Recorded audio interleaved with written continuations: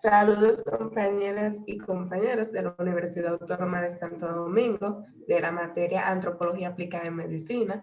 Nosotros somos el grupo número 4 y estamos compuestos por Daniel Acosta, José Daniel Florencio, Paola Patricia Cabral, Gabriela Rivera, y les traemos el tema de aplicación de la antropología. Los temas a tratar son antropología aplicada, papel de la antropología, primeras aplicaciones, antropología académica y aplicada, antropología aplicada hoy, antropología del desarrollo, equidad, estrategias para innovación, antropología y educación, antropología urbana, urbano frente a lo rural, antropología médica, antropología y negocios y la carrera de antropólogo. Soy el número 1 y le voy a hablar sobre antropología aplicada. La antropología aplicada es una de las dos dimensiones de la antropología. Está la antropología académica o teórica o la antropología aplicada como práctica. Los métodos antropológicos para identificar y valorar, resolver problemas contemporáneos que involucran el comportamiento y contextos sociales de las fuerzas y condiciones de los contextos sociales y culturales. Por ejemplo, los antropólogos médicos trabajan como intérpretes culturales en programas de salud pública y de modo que facilitan su ajuste a la cultura local. Muchos antropólogos aplicados trabajan para o con una agencia de desarrollo internacional, como por ejemplo un banco. Los antropólogos,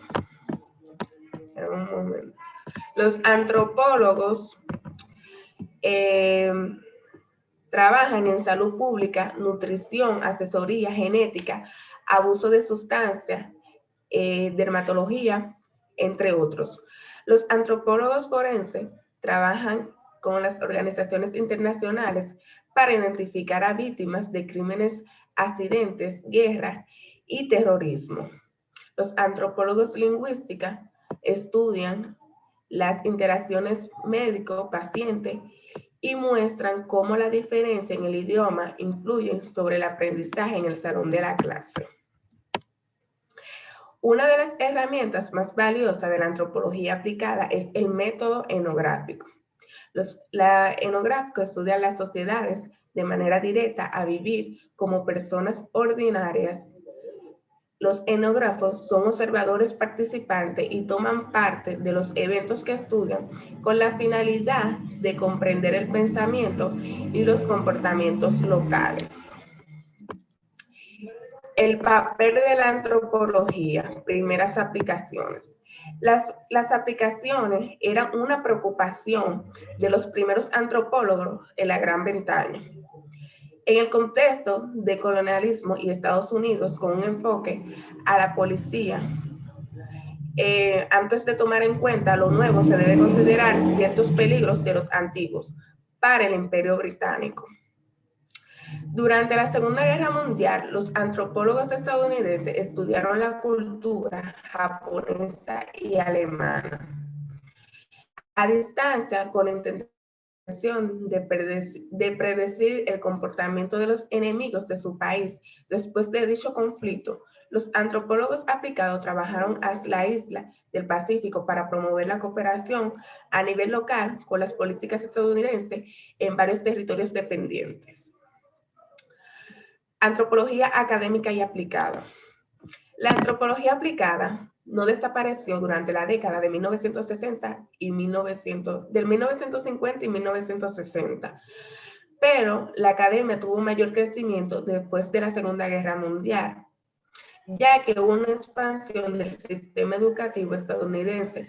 Por tanto, de empleos académicos se abrieron universidades y pregrados comunitarias y de 4 años, y la antropología se convirtió en una de las partes estándar del currículo universitario.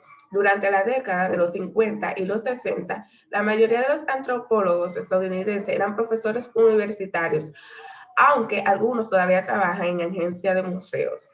La era de la antropología académica continuó a lo largo de la década de los 60, en especial durante la guerra de Vietnam. Los estudiantes pregrados acudieron a la mesa a las clases de la antropología para aprender acerca de otras culturas. Los alumnos estaban especialmente interesados en el suroeste asiático, cuya sociedad indígena eran perturbadoras a las guerras. Muchos antropólogos presentaron contra el aparente desinterés de la superpotencia de las vividas o los valores, columbre y los sistemas sociales no occidentales. Aquí podemos ver las dos dimensiones de la antropología, la aplicada y la académica. Les dejo con mi compañero.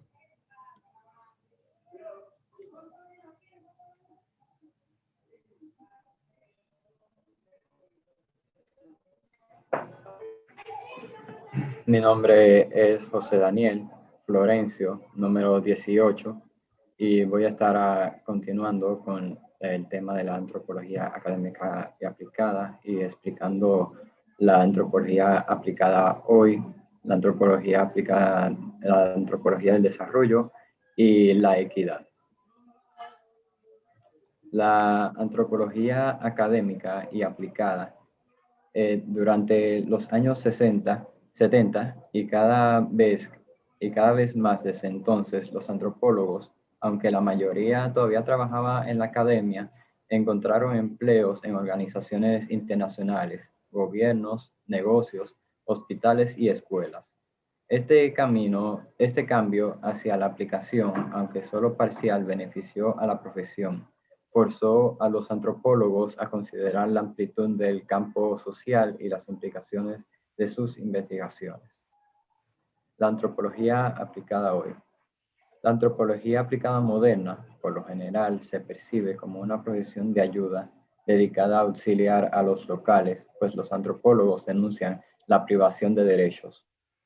Sin embargo, los antropólogos aplicados también resuelven problemas para clientes que no son pobres ni desprovistos de poder, pues trabajan para negocios, tratan de resolver el problema de aumentar la ganancia de su empleador o cliente. A su vez, en la investigación de mercado pueden surgir conflictos éticos, dado que los antropólogos tratan de ayudar a las compañías a operar de manera más eficiente y rentable. Las ambigüedades éticas también están presentes en la gestión del patrimonio cultural, al decidir cómo preservar restos e información significativa cuando los sitios históricos se ven amenazados por el desarrollo u obras públicas. Al difundir el aprecio por la diversidad humana, todo el campo de la antropología combate el etnocentrismo, que esta es la tendencia a ver la cultura propia como superior y usar sus valores para juzgar el comportamiento y las creencias de las personas que crecieron en otras sociedades. Este papel educativo afecta al conocimiento, los valores y las actitudes de la gente expuesta a la antropología. Puesto que los antropólogos son expertos en los problemas humanos y el cambio social, y dado que estudian, comprenden y respetan los valores culturales, están calificados principalmente para sugerir, para planificar y llevar a cabo políticas que afectan a las personas. Las tareas propias de los antropólogos aplicados incluyen primero, identificar las necesidades para el cambio que perciben los pobladores locales, trabajar con dichas personas para diseñar cambios culturalmente adecuados y socialmente sensibles, proteger a los locales de políticas y proyectos dañinos que puedan amenazarlos. Y otro papel de la antropología aplicada es ayudar a la comunidad a preservar su cultura ante amenazas o desastres. La antropología del desarrollo. La antropología del desarrollo surge como especialidad a partir de los años 70 en un contexto caracterizado por la crisis de los planteamientos desarrollistas y por la creciente evidencia de que la dimensión cultural del desarrollo es una variable crucial para el éxito de cualquier proyecto, habiendo sido su olvido o su infravaloración la causa de innumerables fracasos durante las décadas precedentes.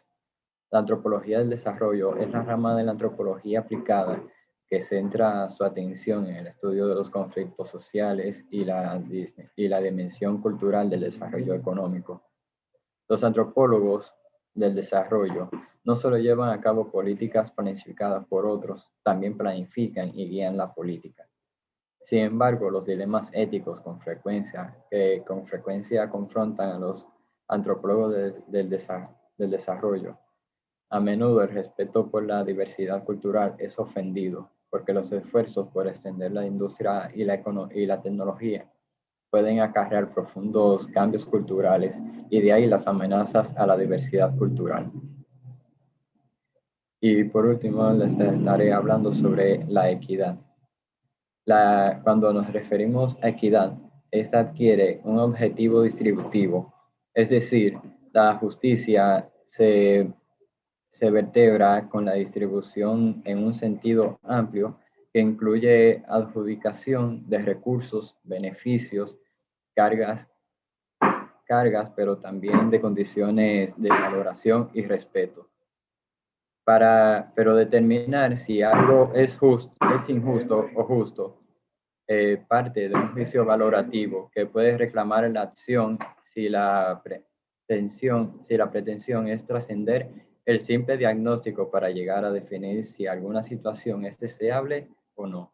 Decidir y actuar hacen de la equidad un asunto político, porque se juega la posibilidad de afectar mediante la acción humana un estado de cosas para el bienestar de las personas.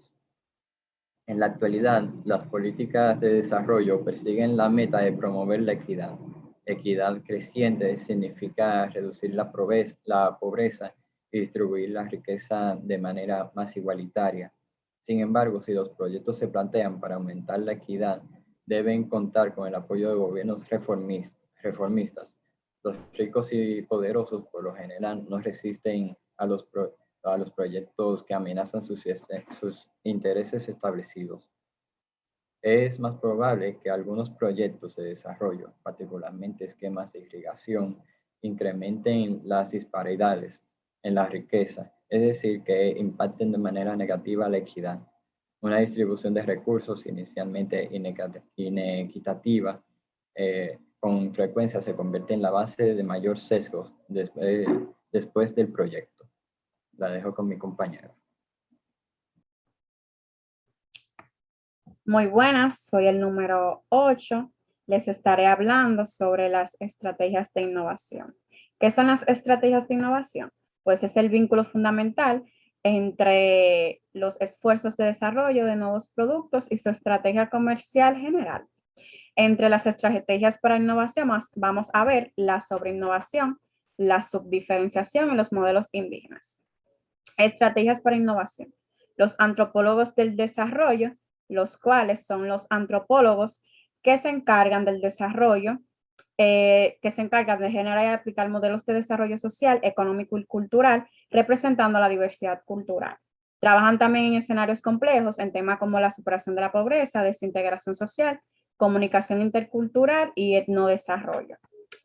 Entonces, estos reunidos estaban preocupados por los conflictos sociales y la dimensión cultural del desarrollo económico de diferentes poblaciones, las cuales ellos se juntaron para trabajar de manera conjunta con los locales, así poder ayudarle a valorar e identificar sus deseos y necesidades para el cambio. Existen diversas demandas locales que requieren recursos para realizar proyectos de desarrollo. Sin embargo, con frecuencia se gastan recursos en lugares que realmente no los requieren y se abandonan en otros en los que sí son necesarios estos recursos. La antropología del desarrollo puede permitir ordenar las necesidades en los diferentes lugares y ajustar los proyectos para que así estos tengan la aplicación justa y necesaria. Un aspecto relevante a tomar en cuenta en los proyectos que se pretenden echar a andar es poner en primer lugar a la gente, poner en primer lugar a los habitantes de esas comunidades y consultar para que esos proyectos respondan a los requerimientos que estos expresen, o sea, hablar con las personas que viven en esos lugares para que así esos proyectos puedan avanzar. Después, los antropólogos del desarrollo pueden trabajar y así poder garantizar formas sociales compatibles para realizar un buen proyecto. En un estudio comparativo de 68 proyectos de desarrollo rural en diversos países, se encontraron que los proyectos de desarrollo económico culturalmente compatibles tenían el doble de éxitos financieros que los incompatibles, ya que estos se adecuaban a las formas culturales de estos habitantes. Este hallazgo muestra que usar la experiencia antropológica en la planificación para garantizar compatibilidad cultural justifica el costo que lleva a cabo estas aplicaciones. Para así poder maximizar los beneficios sociales, los proyectos deben tomar en cuenta ser culturalmente compatibles con las personas de estas diversas poblaciones, responder a necesidades locales percibidas, ya sea la falta de empleo, producción, etcétera. También poder involucrar a hombres y mujeres en la planificación y realización de los cambios que los afectan para así poder tener una mayor gratificación en estos proyectos, utilizar las organizaciones tradicionales que existan en estas diversas aldeas o lugares y también ser flexibles a la hora de compartir con esas personas. Sobre innovación. La sobreinnovación no es más que tratar de lograr demasiado cambio en una área determinada. En un estudio comparativo se realizó que los proyectos compatibles y exitosos evitaron la falacia de la sobreinnovación, o sea, evitaron cargar mucho algún proyecto en una delimitada enmarcación. Se esperaría que la gente se resistiese a los proyectos de desarrollo que requieran cambios mayores en sus vidas diarias. La gente usualmente quiere cambiar lo suficiente para conservar lo que tiene, ya que cuando una persona, pueden ser unos aldeanos humildes, se ven muy en una sobreinnovación, estos no se van a adecuar a los cambios y estos proyectos pueden fracasar. Los motivos para modificar el comportamiento provienen de la cultura tradicional de las pequeñas preocupaciones de vida cotidiana. Los valores de los campesinos no son tan abstractos como lo de las personas de las zonas urbanas, como aprender, ejemplo, una nueva forma, poder progresar, aumentar el conocimiento técnico, ya que estos muchas veces no tienen conocimientos en la tecnología, mejorar la eficiencia o adoptar técnicas modernas. En vez de ello, sus objetivos están aterrizados y son específicos a los que ya siempre han venido viendo en sus antepasados. La gente quiere aumentar la producción en un campo de arroz, acumular recursos para una ceremonia, que sus hijos vayan a las escuelas o tener suficiente dinero para pagar los impuestos, que ese es el caso de los campesinos. Las metas y valores de los productores de subsistencia difieren a los de la gente que produce solo para ganar dinero, tal como ellos se distancian de los objetivos de los planificadores de desarrollo. Lo anterior reitera que durante la planificación deben considerarse diferentes sistemas de valores en el estudio comparativo, fracasando aquellos proyectos incompatibles económica y culturalmente, ya que si los antropólogos implementan un proyecto que no está adecuado al sistema de vida de los campesinos, estos lamentablemente no van a saber cómo llevarlo a cabo. Los modelos subdiferenciación. La subdiferenciación es la tendencia falsa a ver los países menos desarrollados con más semejanza entre sí. Las agencias de desarrollo con frecuencias ignoran la diversidad cultural y adoptan un enfoque uniforme ante conjuntos de personas muy diferentes. Esto quiere decir que muchas agencias ignoran que muchos pueblos tienen diversas culturas, entonces adoptan un solo informe para todas y en muchos casos para una cultura puede ser compatible, pero para otra cultura lamentablemente no puede ser compatible. Al pasar en alto la diversidad cultural, muchos proyectos también han tratado de imponer nociones de prioridad y unidades sociales incompatibles.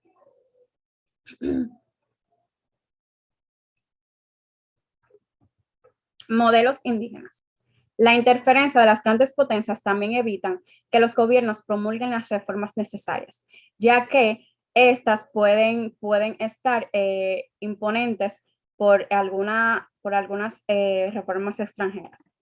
No obstante, en algunas naciones el gobierno actúa más como un agente del pueblo, actúa más en lo que es preservar los derechos y la economía del pueblo.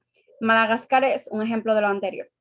Los malgaches de Madagascar, antes del origen del Estado, se han organizado en grupos de descendencia, es decir, un grupo de parentesco cuya solidaridad social se determina por la creencia de que cuentan con ancestros comunes. El desarrollo realista promueve el cambio, pero no la sobreinnovación. Muchos cambios son posibles si la meta es preservar los sistemas sociales mientras se consiguen hacerlos funcionar mejor.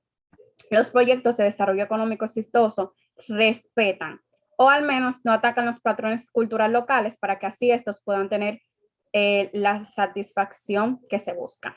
El desarrollo efectivo aprovecha las prácticas culturales y las estructuras sociales indígenas.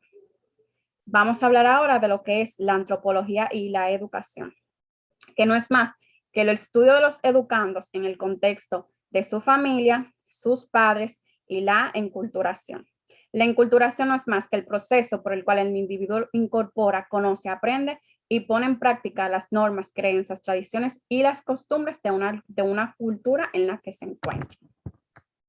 La atención a la cultura también es fundamental para la antropología y la educación, cuyas investigaciones toman en cuenta desde los salones de clase y se extienden hasta los hogares, vecindarios y comunidades. En los salones de clase, los antropólogos observan las interacciones entre los profesores, los alumnos y los visitantes para así estudiar sus comportamientos y relaciones.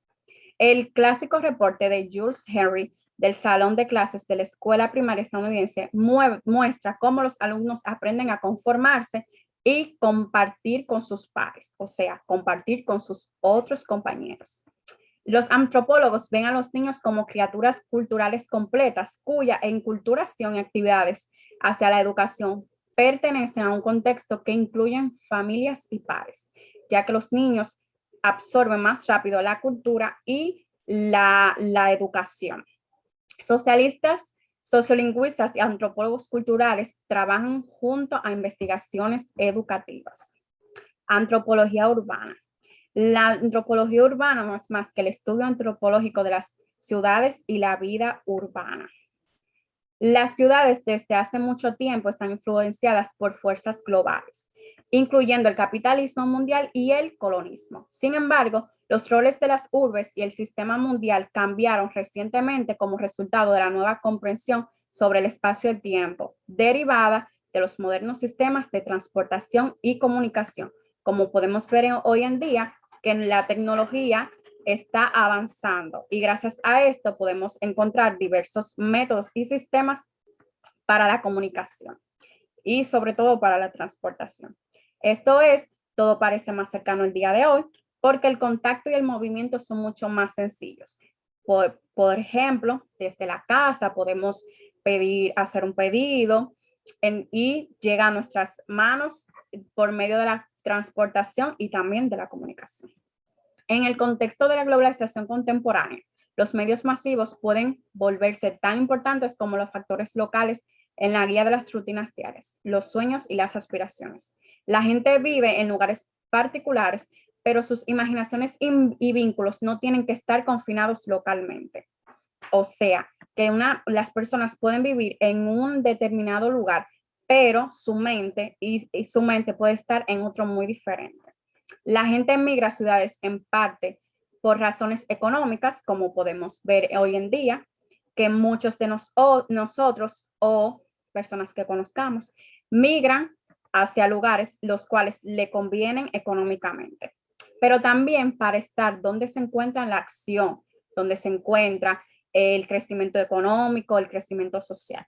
Las personas buscan experiencias que solo están disponibles en las ciudades, como el teatro en vivo o las calles bullosas o los cines, etc. Desde la revolución industrial, el porcentaje de la población mundial que vive en las ciudades aumentó como nunca. Los países más desarrollados estaban 76% más urbanizados en 1999 en comparación con los 39% de los menos desarrollados. No obstante, la tasa de crecimiento de urbanización es mucho más rápida en los últimos tiempos. Conforme a la industrialización y la urbanización se dispersan por todo el globo. Los antropólogos estudian cada vez más dichos procesos, problemas sociales que crean. La antropología urbana, que tiene dimensiones tanto teóricas como las investigaciones básicas, también como aplicadas, que es el estudio transcultural y etnográfico de la urbanización social y la vida en las ciudades. Vamos a hablar ahora sobre lo urbano frente a lo rural. Al reconocer que una ciudad presenta un contexto social muy diferente al de una aldea tribal o de campesinos, uno de los primeros estudios de la urbanización el antropólogo Robert Redfield, se centró en los contrastes entre la vida urbana y la vida rural. Él comparó las comunidades rurales, cuyas relaciones sociales se dan sobre la base cara a cara, con las ciudades, donde lo impersonal caracteriza a muchos aspectos de la vida, ya que hoy en día podemos ver que gracias al uso del Internet, uso de las redes, podemos comunicarnos mucho más fácil sin tener que vernos las caras. En cualquier nación, lo urbano y lo rural representan diferentes sistemas sociales. Sin embargo, la difusión o el préstamo cultural ocurren conforme las personas, los productos, las imágenes, los mensajes y se mueven de uno al otro ambiente. Los migrantes llevan las prácticas y creencias rurales a las ciudades y conducen patrones urbanos de vuelta al hogar. La experiencia y formas sociales del área rural afectan la adaptación a la vida en la ciudad, debido a que un campesino, si va a la ciudad, pues se va a perder porque es primera vez. Entonces eso puede afectar un poquito en lo social. Un enfoque de la antropología aplicada a la aplicación urbana identifica grupos sociales claves en el contexto urbano. Después de señalar dichos grupos, el antropólogo puede evocar sus deseos de cambio, comunicar dichas necesidades a agencias de financiamiento y trabajar con agencias y personas locales para realizar dichas tareas. Hasta aquí mi exposición, lo dejo con la otra persona. Soy el número 8. Mi número es el número 37, Gabriela Rivera, y le voy a estar hablando sobre lo urbano frente a lo rural. El antropólogo urbano puede ejercer un rol para ayudar a grupos sociales a lidiar con instituciones legales y servicios sociales, con los que los inmigrantes recientes pueden no estar familiarizados. En algunas ciudades de Estados Unidos, como Los Ángeles, las asociaciones étnicas en el parentesco son grupos urbanos relacionados. Un ejemplo de ello es la mayor comunidad samoana, que existen más de 12,000 personas en ella, y los samoanos son un grupo que utilizaban el sistema tradicional Matai, que Matai significa jefe, y se utilizaba ese sistema para respetar a las personas mayores. Ese sistema también lo utilizaban para hacer frente a los problemas urbanos.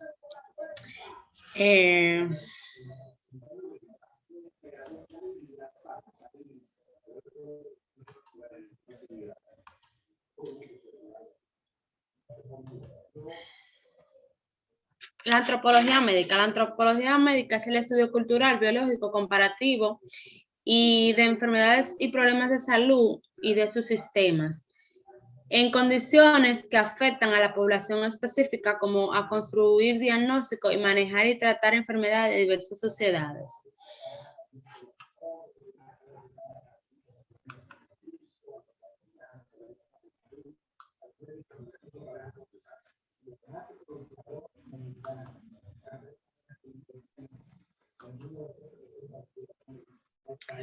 La antropología y negocios. La antropología y negocios, en ella está un discurso y una discusión que estuvo manejada por Carol Taylor en 1987. Donde ella afirmó que el uso de antropólogos recientes en organizaciones grandes y complejas, ya sea en hospitales o empresas, durante muchos años los antropólogos han utilizado la etnografía para estudiar el medio ambiente y negocios. Para las empresas, las principales características de la antropología es la etnografía y estudiar las observaciones de métodos de recolección de datos, la experiencia intercultural y la atención de la diversidad de cultura. La importancia a la diversidad cultural de la antropología en los negocios está relacionada con la forma en que los consumidores utilizan el producto.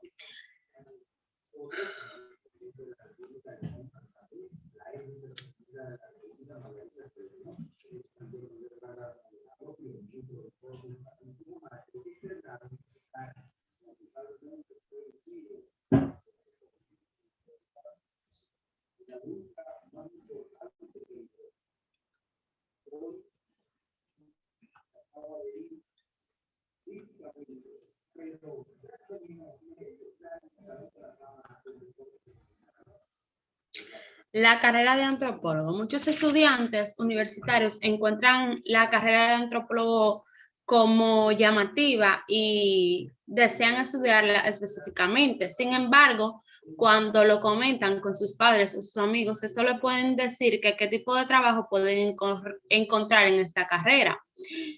Y la amplitud de la antropología proporcionada en conocimientos y con visión útiles en muchos tipos de especialización de antropología y una maestría de antropología en negocios es una buena preparación para el trabajo comercial e internacional. Los antropólogos estudian personas a través del tiempo, social y biológicamente y lingüísticamente en el entorno de los paisajes desarrollados. El desarrollo es simple y complicado. En un país moderno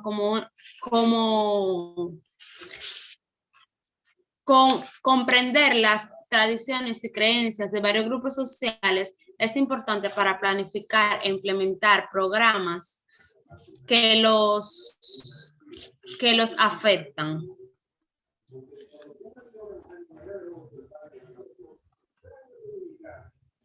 Gracias, hasta aquí mi participación. Ya.